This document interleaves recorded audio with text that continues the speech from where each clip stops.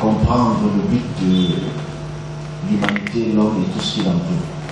Et comme je disais la semaine passée, l'homme a toujours observé le ciel pour essayer de quantifier et qualifier ce qu'il voyait. Qualifier et quantifier les étoiles, qualifier et quantifier les comètes, les pleines lunes, le soleil. Si elle tourne même, ou si d'autres globes. On a toujours réfléchi à cela.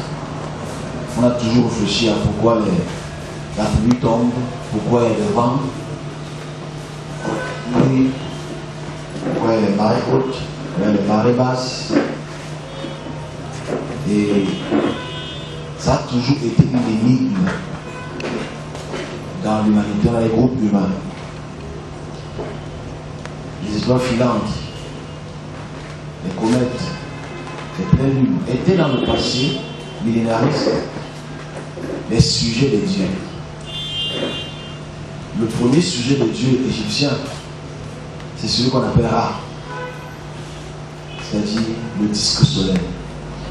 On a toujours pris le soleil et sa luminosité pour une forme de divinité. Chez les Phéniciens et les Mésopotamiens, la lune était une divinité. Les planètes étaient des divinités.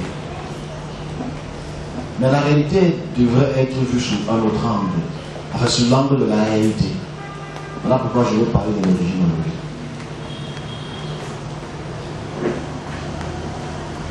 Ça fait très mal, mais on doit évoluer dans la qualité de l'observation. On appelle malheureusement la science. Quand je parle de l'origine ici, c'est juste pour faire comprendre que ça fait à peu près 400 ans que nous avons véritablement évolué dans notre façon de faire les choses. Ça fait exactement, pour le dire clairement, 270 ans que les télescopes sont vraiment optimisés. Et pendant tout ce temps-là, nous observions l'univers de façon empirique.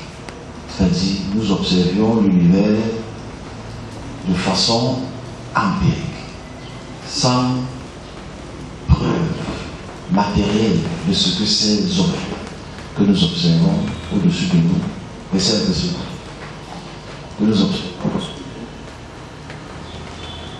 sont des corps célestes, ce sont des divinités, en fait. Et cette revue est très intéressante pour que nous puissions comprendre d'abord idéologiquement ce que les hommes pensaient de ce qu'ils voyaient. Ok? Idéologiquement. Le but de cette revue est qu'on observe, qu'on lise ce que les millénaires ont donné comme intelligence aux hommes de leur observation. C'est le but d'abord. C'est pas un débat, c'est un fait. FAITS. Mais aujourd'hui, il faudrait qu'on puisse revoir notre façon de faire les choses et apporter un éclairci, surtout dans le service, parce que le service est le rempart, le pont entre l'invisible. Nous voyons les choses en 4 dimensions. Ok? Nous tous. Généralement, il y a certains qui vont mis. Nous voyons les choses en 4 dimensions. Le haut, à gauche et à droite. Ce sont nos 4 dimensions que nous observons les choses. D'autres diront qu'il y a une 5e, 6e, 7e dimension. Moi je parle de ce que notre cerveau, avec les yeux ouverts, peuvent qualifier et quantifier. Comme c'est le ciel, ou comme on fait ce qu'on appelle le ciel. Qu'est-ce qu'on détermine? D'où viennent-ils? Les nuages, comment sont-elles formées? Voilà pourquoi dans les textes bibliques et les textes de la Mésopotamie, parce que les textes de la Mésopotamie inspirent les textes bibliques, vous allez voir qu'on a toujours cette impression que les divinités marchent sur les nuages. Parce que pour eux, c'est un mystère, les nuages. On se comprend? Voilà même pourquoi le Christ descendra avec un nuage. Parce qu'ils ne comprennent pas la formation d'un nuage, en fait. On est ensemble? Ces mystères ont toujours été et sont toujours. Voilà pourquoi donc, quand tu lis les textes bibliques aujourd'hui, on sait qu'il viendra sur une nuée. Quand on lit les textes mésopotamiens, les textes bibliques et les textes musulmans, on attend un signe du ciel. La lune, la pleine lune, le ciel rouge. Mais quand tu sais d'où vient le ciel rouge, tu ne peux pas attendre ça comme un signe. Tu sais juste que le ciel est rouge quand le soleil frappe la couche extérieure de la côte terrestre à un degré presque perpendiculaire afin que absorber l'autre couleur et refléter le rouge. Voilà pourquoi à partir de 7 heures, le ciel est rouge. On a toujours cru que le ciel rouge, ça veut dire les anges se battaient dans le ciel. Voilà pourquoi le ciel est rouge. En fait, chaque phénomène qu'on a observé depuis des millénaires était toujours des mystères pour nous. Et forcément, quand ça devient un mystère, on met ce mystère sous le regard des esprits. Mais comme je le dis, et je le répète, et je le répéterai jusqu'à la fin, l'univers que nous voyons ici, c'est-à-dire c'est quoi l'univers? L'univers, c'est tout ce qui englobe la création, visible et invisible. Ok? L'univers, c'est tout ce qui englobe le visible et l'invisible. C'est ce qu'on appelle l'univers. Parce qu'on veut d'abord commencer par là. J'ai fait une petite introduction rapide. L'univers, c'est ce que nous regardons. Ce que nous ne pouvons pas forcément atteindre. Ok? Vous savez ce qu'on voit noir derrière, on appelle ça l'espace. Ok? Mais naturellement, on appelle ça l'énergie noire. Parce qu'en fait, c'est tellement noir, mais ça contient toutes les galaxies. C'est une force gravitationnelle. Gravitationnelle, ça tire ça au centre. Ça garde toutes les galaxies au centre. Je vais expliquer le début. Parce que j'ai été au début. Ça peut déranger, c'est un problème. Je vais expliquer le début. De rien, qu'il y ait quelque chose. Et ici, dans cette explication de l'origine, je voudrais qu'on puisse comprendre qu'il était impossible de comprendre la création et la puissance du Créateur sans comprendre les découvertes scientifiques qui ont été faites depuis le XVIIe et XVIIIe siècle. Après le télescope, il y a ceux qui ont fait un peu les études de sciences physiques, il y a un monsieur qu'on appelle Ernest Rutherford qui a, à travers ses découvertes, a pu déterminer la masse d'un électron et le mouvement d'un électron. Ok? C'est-à-dire déterminer que pour un électron, c'est d'abord quoi? On va arriver à là. Okay? Mais je dis, là, qui détermine la masse de l'électron. À travers la masse de cet électron et de son mouvement, on a pu déterminer le mouvement des matières. C'est-à-dire que toutes les matières sont des composantes des molécules qui sont des composantes des électrons, qui sont des composantes des atomes, etc. Plus petit. Bon, ici, si on ne faisait pas cette découverte, on devait toujours faire le mysticisme. Tu réalises que quand un vent souffle dans la mer, wow, c'est mal. On se comprend? Parce que le vent qui souffle, c'est Satan qui est dans le vent. C'est les ennemis qui sont dans le vent. Quand il y a un numbus cumulus au ciel, c'est telle divinité qui prend telle forme. Quand on n'a pas d'explication de son origine, on trouve toujours des méthodes empiriques. Donc si je prends ce sujet, c'est juste pour que nous, serviteurs, et vous, ceux qui écouteront ceci dans 1 an, 2 ans, quelques semaines, prenez la peine d'écouter ça calmement. Parce que oui, il y a vraiment un créateur. Oui. Je ne vais pas appeler Dieu parce que Dieu c'est une divinité. Il y a vraiment quelqu'un qui a créé. Mais pour comprendre celui qui a créé, il faut d'abord comprendre. Il faut comprendre sa création. Et je le dis, comme je l'ai répété, la terre n'est qu'un produit de la création. La terre n'est pas la création. Ok? La terre dans laquelle on se trouve aujourd'hui n'est qu'un produit ou un sous-produit de la création. Un sous-produit de la création. Mais un sous-produit extraordinaire pour lequel nous sommes, heureusement, dotés d'une intelligence. Et comme je le répète, je vais le répéter, l'univers n'a aucune obligation de donner un sens à tes yeux. L'univers, il faut dire ça, c'est très intéressant. L'univers n'a aucune obligation de te donner un sens à tes yeux. Et que si tu veux prendre le soleil pour un Dieu, c'est ton problème. Si tu prends la lune pour une divinité, c'est ton problème. Et ça n'empêche pas que la lune est un astre. Revenons à la création. Ceux qui ont fait un peu de chimie, vous devez me comprendre. Ceux qui ont fait un peu de physique, vous devez me comprendre. Mais comme je sais que ce n'est pas tout le monde ici, ce n'est pas tout le monde qui m'écoutera, qui va m'écouter, qui a eu la chance de ne pas faire, de louper la A. Dès qu'il y avait les cours de sciences, ils ont décidé unanimement de boycotter les cours de sciences et de déranger le professeur. Bon, c'est pas grave, c'est passé. D'où venons-nous? Que fait-on? Où allons-nous? Où irons-nous? C'est des questions que les hommes se posent depuis des centaines de milliers d'années. D'où venons-nous? Où irons-nous? Que sommes-nous? Y a-t-il d'autres personnes en dehors de nous? Y a-t-il d'autres personnes en dehors de ce cosmos? Y a-t-il des êtres qu'on ne peut pas toucher? Dans ces 4 dimensions, on a des questions à se poser. Mais on a appris depuis des millénaires que la seule réponse qu'on peut avoir ne vient que d'un texte.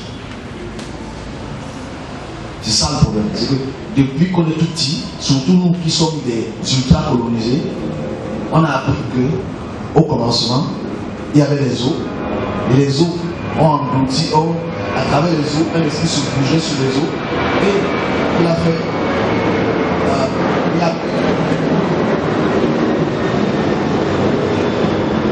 il a appelé la lumière, la lumière sort, à la fin il y avait un jour et un matin. Ok? On appelle ça jour numéro 1. Il y avait un jour et un matin. Et quand les humanoïdes, avec un décret de cerveau, la lisent, on est obligé, en tant que fanatique, des prêtres, des rabbins, de s'accorder sur cette ineptie. Parce que pour qu'il y ait un jour et une nuit, il faut que la terre autour d'elle. Pour qu'il y ait un jour et une nuit, il faut que la terre tourne sur elle-même. Pour qu'il y ait un jour et une nuit, il faut qu'il y ait un soleil.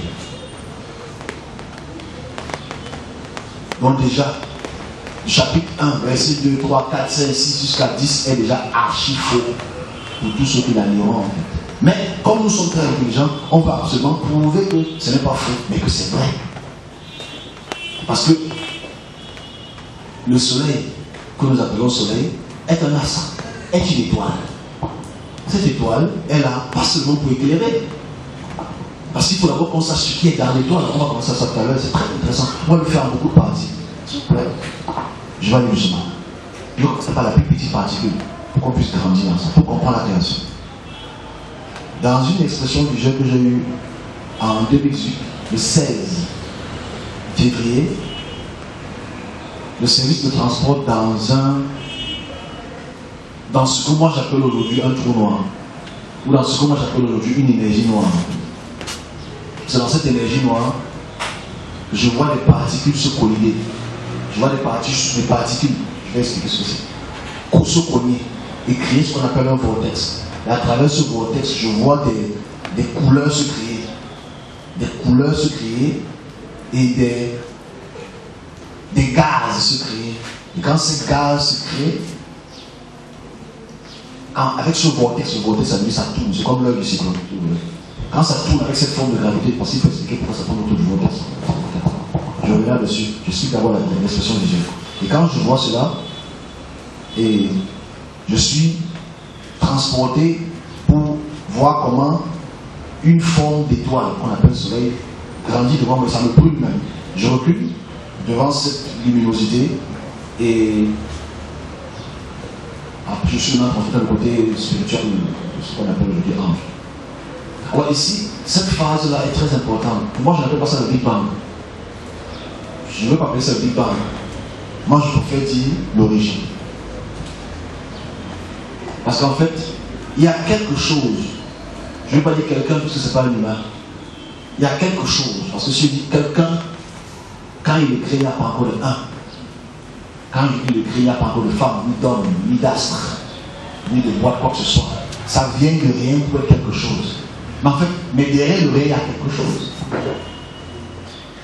On est ensemble? On va aller doucement. C'est-à-dire, celui qui crée du rien est déjà quelque chose.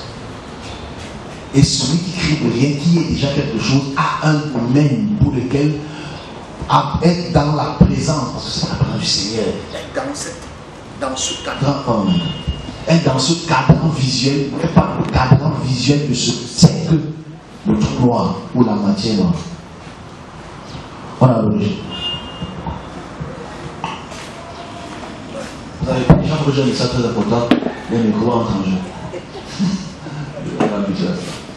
Donc en fait, la création, franchement, il faudrait que on espère que vraiment nos conférences d'ici quelques années vont être très intéressantes. La création du néant n'est pas vraiment un néant.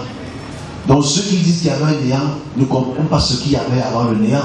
Puisqu'avant le néant, il y avait déjà une structure spirituelle très très puissante qui a eu la capacité de créer ce qu'on appelle les particules.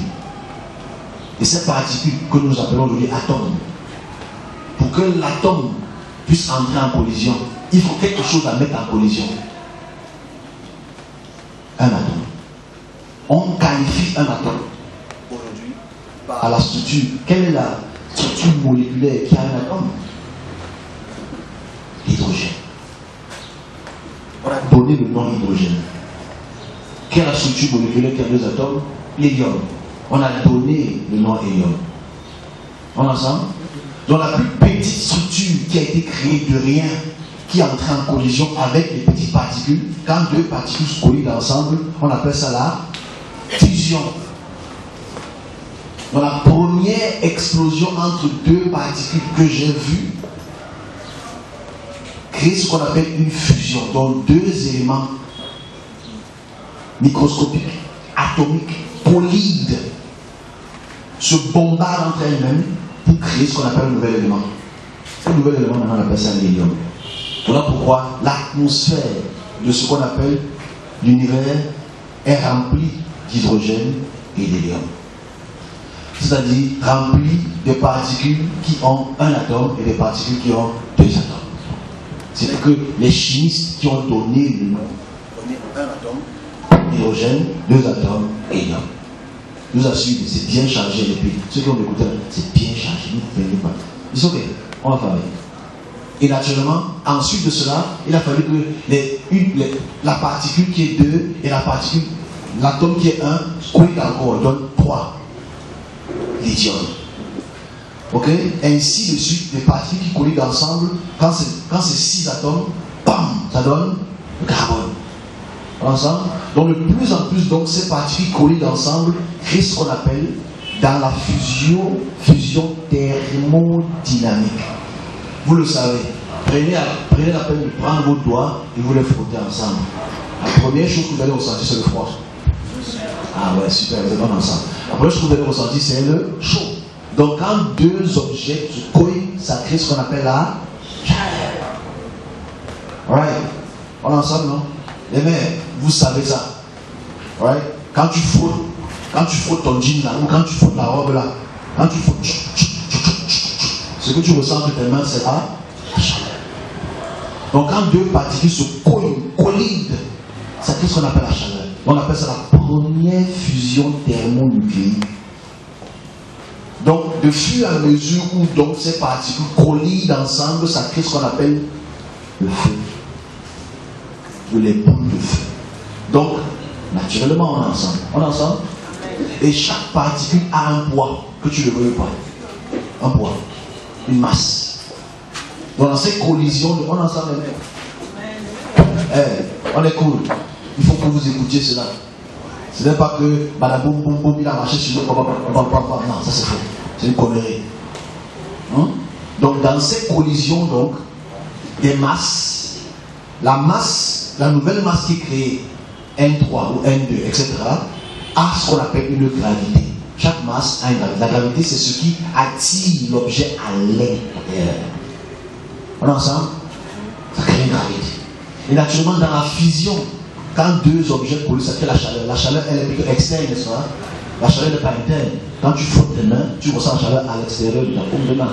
Donc forcément, cette chaleur externe, c'est ce qu'on appelle donc l'expansion de la molécule. Donc là, de fur et à mesure, la force gravitationnelle est là, mais la force aussi de l'expansion est aussi là. Mais si la force de l'expansion est plus grande, que la force de la gravité, naturellement, l'objet va continuer à grossir. On est ensemble? Mais la gravité reste. Je prends l'exemple. S'il vous plaît, on est ensemble, non? Je vais prendre l'exemple le plus simple possible. Alors, tu prends une bassine ou un seau d'eau. Qui n'a pas encore vu un seau ici? Tu sors rapidement. Tu mets de l'eau à l'intérieur. Tu prends ta petite main, jolie main, tu tournes. Qu'est-ce qui se passe? Tu tournes et au milieu, il commence à avoir un petit rond. Ok? Ce petit rond, on appelle ça la force centrifuge.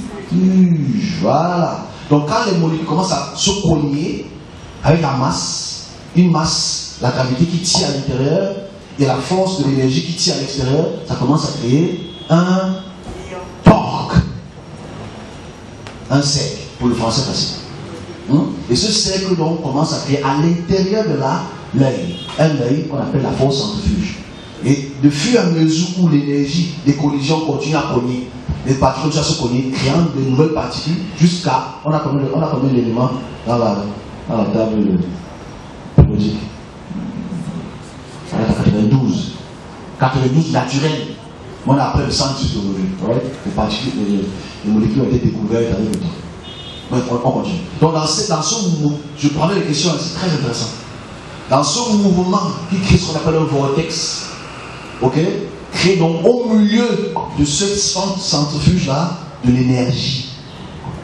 Cette énergie devient donc ce qu'on appelle aujourd'hui une étoile au cours des siècles. Donc ce mouvement prend donc des centaines de milliers et de millions d'années pour créer ce qu'on appelle cet élément-là, qu'on appelle étoile. C'est pas tout, mes amis. On en sait. Je vais vous expliquer de très belles choses aujourd'hui. Vous dormez ou pas au ciel, direct. Donc naturellement, à l'intérieur de ce noyau-là, qui chauffe énormément, qui devient ce que j'ai vu, la boule là que j'ai vu, qui chauffe énormément, qui bouillonne énormément, les éléments de l'intérieur refoulent la chaleur à l'extérieur. Et comme ça refoule la chaleur à l'extérieur, parce que ça grandit, naturellement, de nouveaux éléments sont créés. Et l'élément le plus stable est créé à travers donc cette expansion qu'on appelle le fer. Parce que le fer a une particularité. Je m'arrête là, je sais que vous en avez là. Le fer a une particularité, c'est que ça a 26 électrons. Les 26 électrons sont stables. Ceux qui ont fait peu de chimie, 2, 8, 8, 8. Okay. Premier petit cercle, 2 à l'intérieur. Deuxième petit cercle, stable, 8 à l'extérieur. Troisième petit cercle, 8. Vous comprenez, non? Ok, cool. Hey. Voilà, eux ils comprennent. Vous, c'est l'école des buissons. Bref. Donc, l'école des buissons. Donc, la couche externe, donc, la dernière couche externe des 8 électrons sont stables. Donc, voilà dans la création des métaux qu'il y a au ciel, qu'il y a dans l'univers. Donc, tu vas voir que dans chaque boule d'étoile, il y a des métaux qui ont différentes formes des électrons qui couvrent leur couche externe. Donc, voilà pourquoi, dans la plupart des créations, il y a donc des métaux dans le sous-sol des terres. On est ensemble? Je vais aller rapidement. Donc, ici, on ne revient pas en arrière. C'est important de le dire. Ici, on voit comment les choses sont créées. Mais quand les choses sont créées, il n'y a pas encore d'homme. Enfin, il n'y a même pas encore de terre.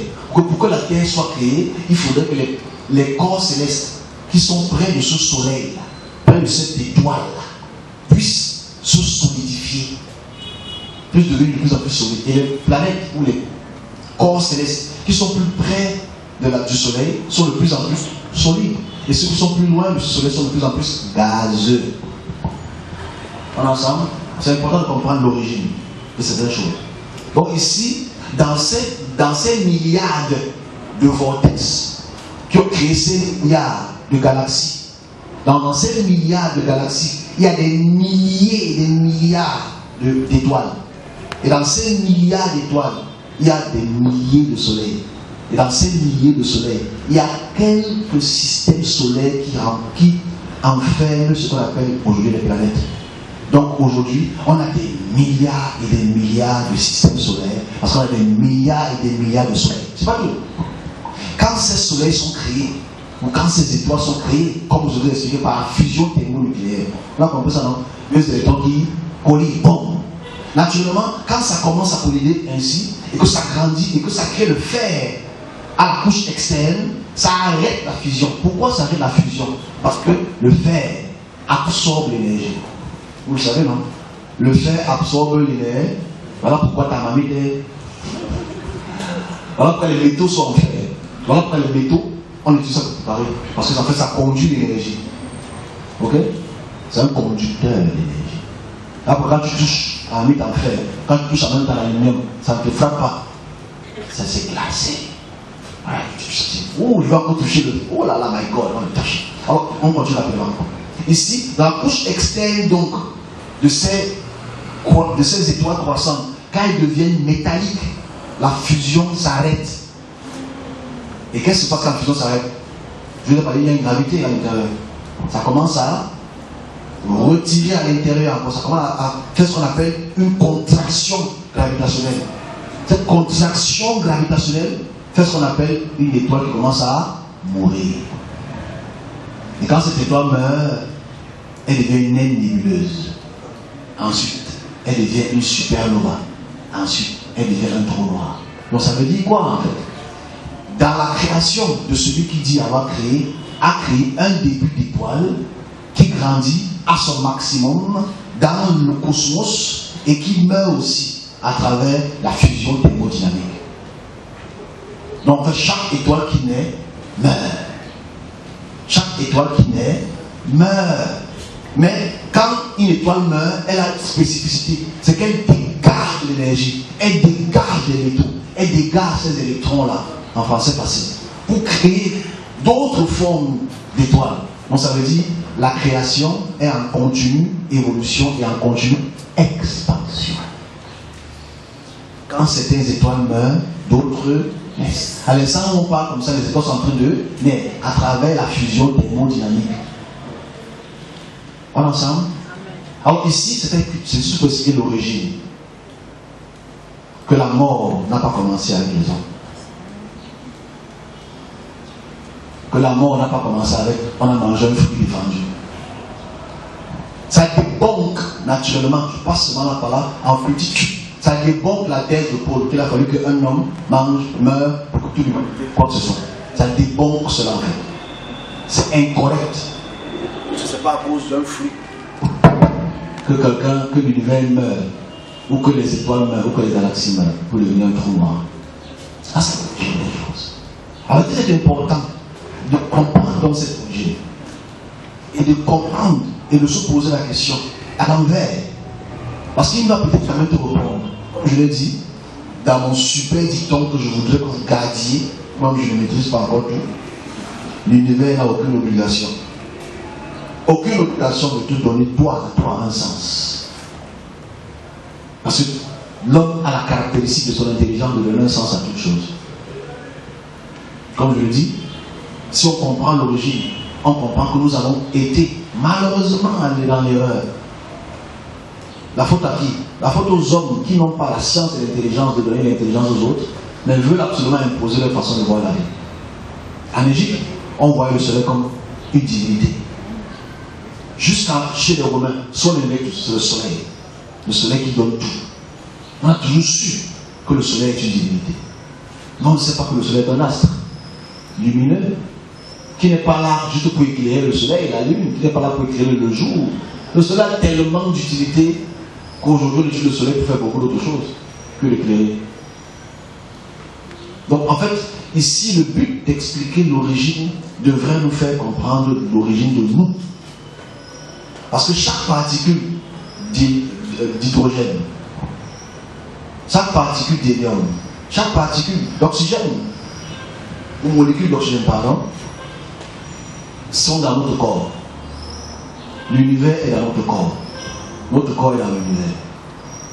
Je vais toujours conclure par ça chaque fois que je vais expliquer cela. Notre corps est dans l'univers, notre univers est dans notre corps. C'est-à-dire qu'en fait, chaque particule qu'on retrouve dans chaque parcelle de l'univers se retrouve dans la constitution de ce que nous sommes aujourd'hui. Parce que dans notre corps, on a l'hydrogène. Dans notre corps, on a l'oxygène. Dans notre corps, on a le fer. Dans notre sang, le sang est composé de fer. En fait, nous sommes composés de l'univers. Donc, si nous sommes composés de l'univers, comment est-ce qu'on vient du sol? Comment est-ce qu'on vient de la poussière? Est-ce qu'on se comprend? si nous sommes composés de l'univers. Enfin, c'est juste pour faire comprendre à quel point il faudrait qu'on dépasse ces idées multimillénaristes pour lesquelles les gens qui l'ont développé avec bon cœur n'avaient aucune connaissance de ce qui se préparait de moi. Comme je n'ai vraiment aucune conscience de ce qui se prépare de ma part, si je vois ce que demain sera, je dis ce que cela. Donc en fait ici, progressivement, on a le droit de se poser la question sur la création. Et de se poser la question, hey, mais pourquoi est-ce qu'il a créé autant de millions d'étoiles? On dit non, c'est pour éclairer. Maintenant, on n'a plus besoin de ça, puisqu'on a la lumière. À quoi donc c'est ces multiples d'étoiles? Non, c'est pour voir l'horoscope. Je réalise que tu vis encore il y a 2000 ans. C'est pour voir ton futur. Donc ton futur, tu dans les étoiles. Voilà pourquoi les astrophysiciens, dans le sens ésotérique, ont ce qu'on appelle le voyage. Parce que pour eux, on voyage à travers les... On est encore dans le passé. On est encore dans le sens physique. On n'est pas encore dans le sens spirituel.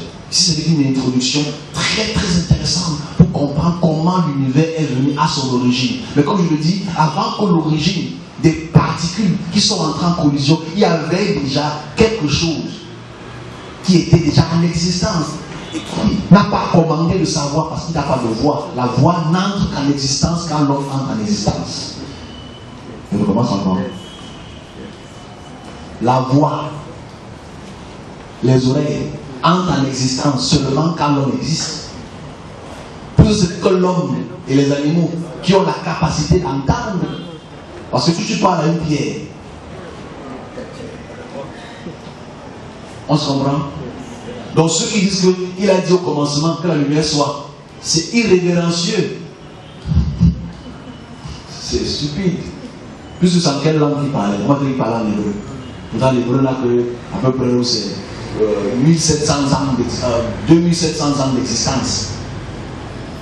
Mais la création a des millions et des millions et des millions et des millions. 12 milliards. Je sais qu'on parle de milliards au Cameroun. Right? Voilà. C'est-à-dire que si tu prends 10 colos, tu mets 12 milliards, tu peux faire le tour de la terre beaucoup de fois. Donc ici, le but, c'est que les serviteurs puissent entrer dans la réalité de ce que c'est que le Créateur. Et du but de ces différentes choses pour lesquelles aujourd'hui on a la chance, depuis vraiment le 16e, 17e, 18e siècle et aujourd'hui, d'avoir une approche visuelle plus près. Imaginez-vous comme j'ai écrit dans ce petit ouvrage. Quand les gens regardaient le planète, ils regardaient Saturne. Saturne est immense. Jupiter est immense. Non, ça c'est une divinité là. C'est la divinité de notre grand-père. Parce que c'est un grand roi. C'est lui qui nous protège. Quand tu vois Jupiter, quand tu vois Saturne, quand tu vois Mars, voilà pourquoi il y a le mois de Mars. Voilà pourquoi il y a le mois de juillet. Voilà pourquoi il y a jeudi. Voilà pourquoi il y a mercredi. Voilà pourquoi il y a mardi. Voilà pourquoi il y a lundi. Voilà pourquoi il y a samedi. Nous vivons encore sous les auspices des observateurs du ciel. Parce que tout ce que nous regardons autour de nous est qualifié par rapport à un astre. C'est très grave. Mais ce n'est pas grave pour ceux qui veulent savoir que ce n'est pas grave. Que fait-on ici? Qu'est-ce qu'on écoute? Qui dort? Oui. Bon. C'est-à-dire que ça, il y a quelque chose qui se passe. Ok, papa, directement, le son entre dans les oreilles, ça dit réveille-toi, tu réveilles. Et c'est automatique. Donc bref, ici, le but de notre expression est juste de montrer ce qui se passe à l'extérieur de notre œil, qui n'ont pas la capacité de le voir. Mais aujourd'hui, maintenant, si ces planètes, si ces galaxies ont une utilité, c'est quoi leur utilité? Parce qu'en fait, la Bible ne dit rien de cela. Rien. Parce qu'elle ne connaît rien. Les musulmans ne disent quoi de cela? Rien. Parce qu'ils ne connaissent rien. C'est ça, c'est la simple réalité des faits. Les scientifiques chrétiens, les scientifiques musulmans qui ont pu observer et nommer et calibrer ont été excommuniés. Alors quand je parle de la thèse du géocentrisme dans les petits textes, c'est-à-dire On a toujours su que la terre est au centre de l'univers. On n'a jamais su que la terre est un petit point dans tout le Cameroun. On commence encore, calligraphie. On n'a jamais su que la terre est un petit point dans le Cameroun. Donc tu imagines, si tu sors du Cameroun et que tu regardes le Cameroun de l'extérieur, tu ne verras même pas le point là. On n'est rien dans l'univers. Rien. Mais on est important dans l'univers parce qu'on est là pour un but de construction. Parce que l'univers a commencé à se construire avant qu'on le soit. On se comprend? L'univers, dans sa collision thermodynamique, a commencé sa construction avant que nous ne soyons quoi que ce soit. Avant que les plantes ne soient. Avant que les hommes ne soient. Avant que quoi que ce soit n'existe. Même le domaine spirituel, comme par rapport à ça tout à l'heure, il y a un rôle pour lequel celui qui a créé cela a mis cela. Quand il dit celui, excusez le terme, celui, je ne sais pas comment, je ne sais pas quel français utiliser. Parce que le français pour moi a des limites par rapport à ce qu'il est. Donc, ça c'est une introduction. Pour que la semaine prochaine on puisse continuer sagement dans cela. La création, il faut qu'on la réexamine pour comprendre le but de l'homme. Parce qu'il n'y a pas que l'homme qui a un but. Il y a aussi les esprits, on ne les voit pas. Mais les forces de la 5e, 6e dimension qu'on ne voit pas sont-elles des forces? Newton, qui connaît Newton ici? Vous connaissez Newton? Vous le connaissez. Au 16e siècle, Newton découvre ce qu'on appelle la loi de la gravité. Il a vu une pomme tomber, la pomme est tombée, il a dit il y a une force, donc il a tiré au sol. Newton. Et ça, c'est naturellement, quand ça tombe avec une vitesse ou une accélération. Dans ce sens-ci. Et ça donne la belle formule que la force est égale à la masse multipliée par l'accélération. Tout le monde connaît ça. Même si tu as vu les cours là, et que tu fais c'est ça, c'est vraiment Newton, tu fais F égale à NA. Tu es fort. On a donné le Newton. Et on a calibré cela par Newton. Mais c'est important de comprendre que avant Newton, on pensait que les objets tombaient par mysticisme. On est ensemble. On savait quand les objets tombaient, ce sont les divinités qui font tomber les choses. Mais la loi de Newton s'exerce sur toute la création. Pour prouver que quelqu'un a raison, il faudrait une chose, les amis. Pour prouver, scientifiquement ou pas, que quelqu'un a raison, il faudrait que sa loi s'exerce sur toute la création. Quand tu passes la lune, tu déposes un objet, ça tombe. Ce n'est pas la même vitesse, mais ça tombe. Sur chaque planète dans laquelle tu mettras les pieds, ou que tu vas traverser, il y aura toujours une force gravitationnelle. Donc, dès qu'il découvre cela, on veut le tuer. Comment tu peux dire que c'est une force invisible? Non, c'est les dieux qui tirent ça. C'est les divinités qui tirent ça sur le sol. Il dit non, ce n'est pas ça, parce que même quand tu vas à tu fais tomber quelque chose, ça tombe. Donc c'est pas extraordinaire au sens du terme ou dans le spirituel du terme. Et on retrouve cette force-là partout. Et ce calcul est visible et praticable dans chaque parcelle de la création. Et dès qu'on découvre cela, ça change tout. On voit le monde différemment. En fait, tu imagines que tu ne sais pas ce qui fait tirer quelque chose au sol. Et quand tu es le matin, tu mets ton pied, tu ne peux pas caler ton pied comme ça parce qu'en fait, quelque chose va te permettre de pouvoir descendre ton pied. Pas la fatigue automatiquement, mais la fatigue fait que quelque chose tire ton pied au sol. C'est invisible, c'est une force. Invisible, comme la matière noire.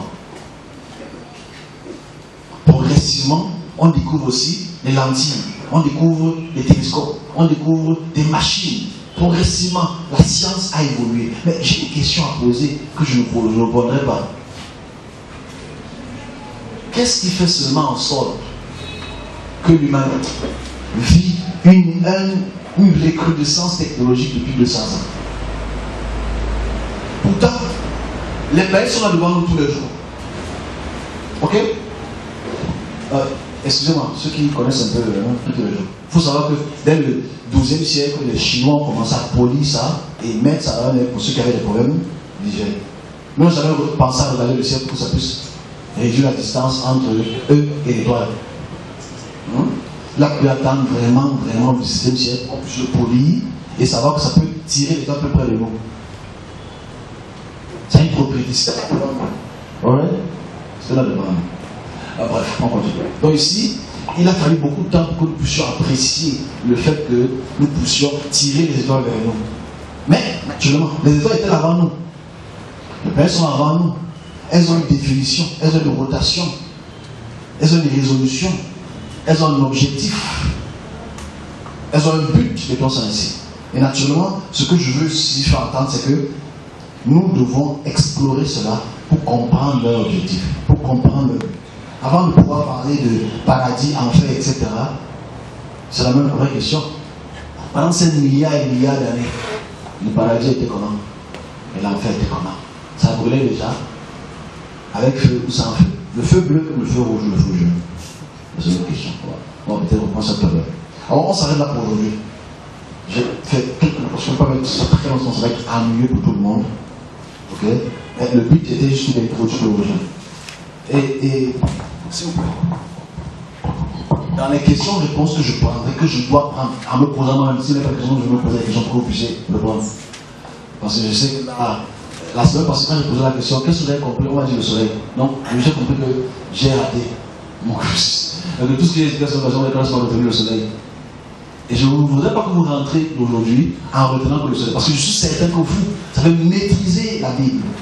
Vous avez maîtrisé que le premier jour c'était comme ça, le deuxième jour c'était comme ça, le premier jour c'était comme ça, il y avait un matin, un soir. Vous avez maîtrisé ces vingtaines de versets qui sont absolument faux en fait, totalement irrévérencieux. Maintenant il faut que vous maîtrisiez la réalité des choses, comme c'est une question d'observation, c'est pas une question de ce qu'on t'a dit. Voilà pourquoi je fais l'origine. Parce que si on comprend l'origine, franchement, on n'aura plus trop de questions. Je suppose. On n'aura plus trop de questions dans le sens esprit. Voilà. On a plutôt le sens dans le sens esprit, on a plutôt des problèmes dans le sens de pourquoi nous sommes là. Si on reprend ce que nous sommes aujourd'hui, vous allez, j'espère, capable de pouvoir transmettre cela à vos familles, à vos frères, à vos sœurs,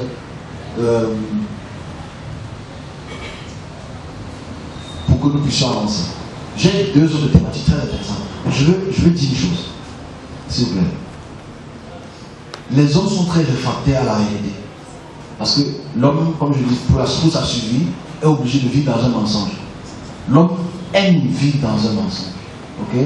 Et ce mensonge dans lequel on aime vivre, on se crée ce qu'on appelle une bulle illusoire qui nous fait vivre par terminologie de suivi. Vous savez, je discutais avec quelqu'un il y a quelques jours, ça peut sembler bizarre, mais je discutais avec quelqu'un il y a quelques jours, et j'ai dit, est-ce que tu imagines que les gens préfèrent que les gens viennent du ciel sur un nuage pour qu'on croit? Je recommence encore. On préfère que quelqu'un vienne du nuage pour qu'on croit. Voilà pourquoi j'aime Superman, Spider-Man, Aquaman, il est besoin. Ok? Il vient de l'eau, il n'a pas des écailles. On aime des gens qui viennent du ciel. Parce qu'en fait, notre cerveau nous a appris à accepter que quelqu'un viendra du ciel. On a un cerveau très fragile. Très fragile, très sensible à ce que nous apprend depuis la naissance. Donc en fait, aujourd'hui, il est très probable que voilà, quand il tombe du ciel là-bas, tout le monde va courir. Parce que notre cerveau est déjà calibré à accepter une telle chose. Ça ne gêne personne quand quelqu'un dit qu'il viendra sur un nuage. On se pose la question, est-ce qu'on sait que le nuage, c'est d'abord quoi le nuage? Vous savez, là, les dessins animés, quand on regarde les dessins animés, moi quand je regarde les dessins animés, je pense que le nuage c'est un truc solide. Lequel tu peux te mettre, t'asseoir, tu te couches, tu danses. C'est un nuage. En fait, on ne sait pas que le nuage, ce n'est que de la vapeur. Ouais. On est ensemble.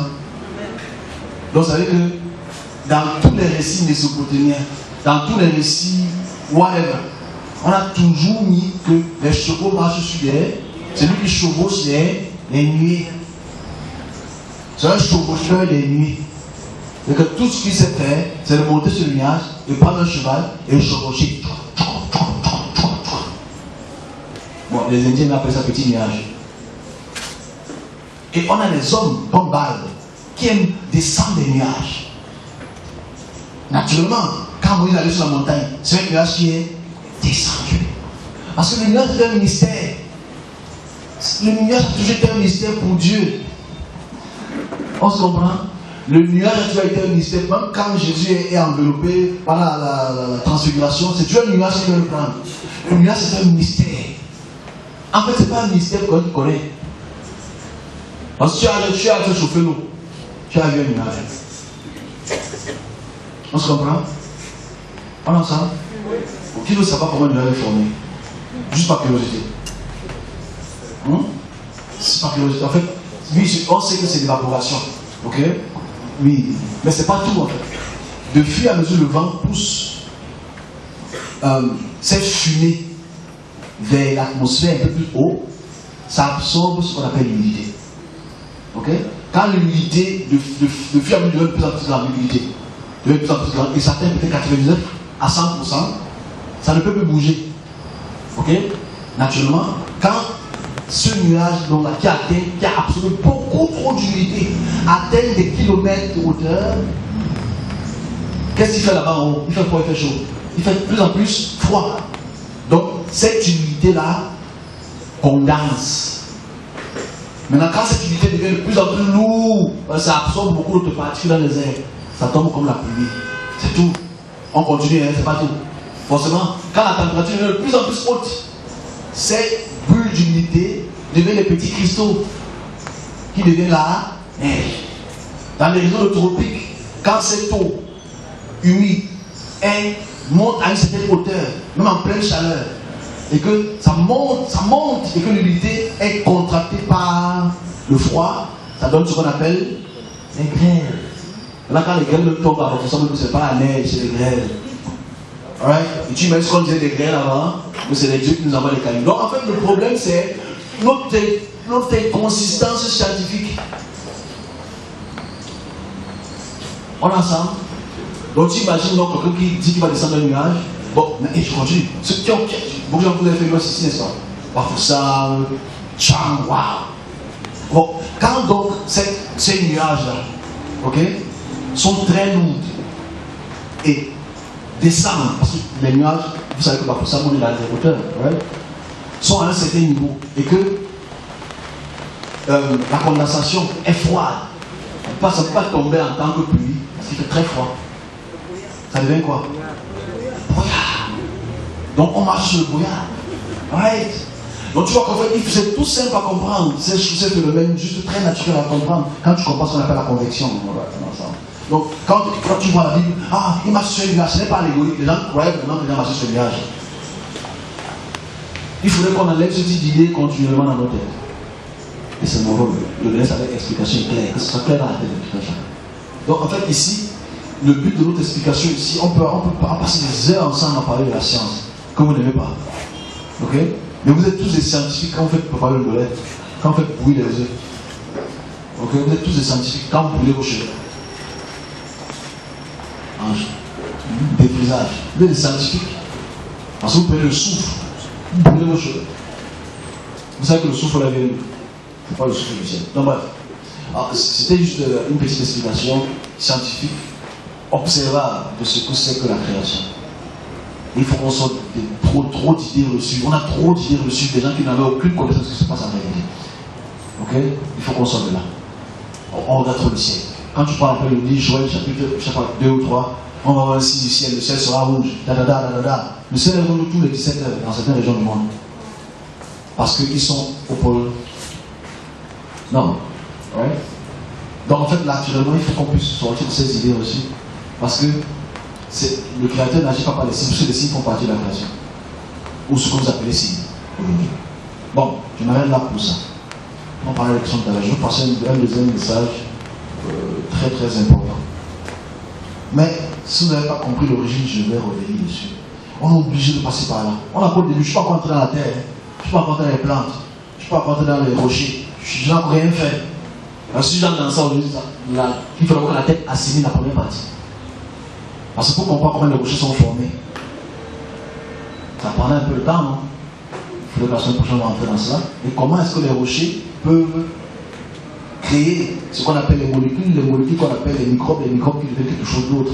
Et les plantes, comment elles sont créées, on va expliquer ça calmement, dimanche après dimanche, calmement. Et cohéremment, parce que en fait, cette équation de création doit toujours être valide demain et après-demain. C'est tout point. C'est pas un débat, mais à la fin, on a la foi, on a le foi. Donc s'il vous plaît, j'ai mis beaucoup de super détails sur la création des étoiles. J'ai mis sur la mort des étoiles. J'ai mis aussi comment on considérait en Europe, en Afrique, en Asie, comment on considérait les étoiles et les astres. Juste pour que nous puissions avoir. Et pardonnez ça à vos frères chrétiens, qui puissent au moins avoir la possibilité de lire. Ok? J'ai cumulé l'histoire pour nous tous, pour que nous puissions lire. Parce qu'en fait, je pense qu'on est plus appelé à aller dans les bars que d'aller dans les bibliothèques. On est plus appelé à aller dans les boîtes de nuit, à regarder les matchs de foot que dans les bibliothèques. Voilà pourquoi la population est abrutie par des mensonges. Parce que moi j'ai vu une vidéo qu'on m'a envoyée ce matin, j'étais scandalisé. J'étais scandalisé de ce qu'un monsieur qui a certainement un credential en études peut absolument dire aux gens. Juste pour que vous puissiez donner 10 francs 25. C'est aberrant. Deuxième sujet. On reviendra sur la création tout à l'heure. Question très heureux, question, je voudrais qu'on puisse les enregistrer parce que je voudrais aller loin, parce que c'est très important de comprendre d'où vient l'homme. Est-ce que l'homme a été créé directement dans la Dieu? Ok? Est-ce qu'il est tombé comme chancelier de bam? Il faudrait qu'on puisse savoir. Est-ce que vraiment, naturellement, est-ce que l'homme a enlevé la côte de la femme? Opération chirurgicale sans trace. On a enlevé la côte de la femme. On a donné ça à la femme, bam! Mais l'homme a toujours la côte. Je dis que c'est très bête. Quand on a dit qu'on a arraché la côte de l'homme pour donner à la femme, mais l'homme a toujours le même nombre de côtes que la femme. C'est-à-dire que les côtes de l'homme étaient sur ça, les restes ici. Je dis, on a tellement reçu des idées, voilà pourquoi je dis la côte de ma côte, la hanche de ma hanche. Il faut savoir, même les hommes qui ont un doctorat, quand ils disent des choses comme ça, là.